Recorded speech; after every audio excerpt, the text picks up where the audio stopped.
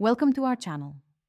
Permanently deleting your Samsung account removes all associated data and requires following these specific steps through Samsung's systems. Step 1. Understand that deleting your Samsung account will result in permanent loss of all data, purchases, and access to Samsung services. Step 2. Back up any important data you want to keep, including photos, contacts, and app data stored in your Samsung account. Step 3.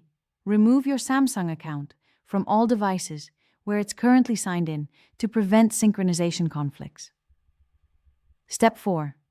Visit the Samsung account website and log in with your credentials to access your account management settings. Step 5. Navigate to the privacy section or account settings and look for the option to delete account or close account.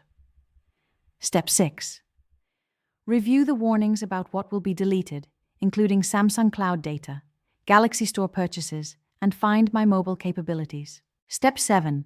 Complete the identity verification process by entering your password and possibly receiving a verification code via email or SMS. Step 8.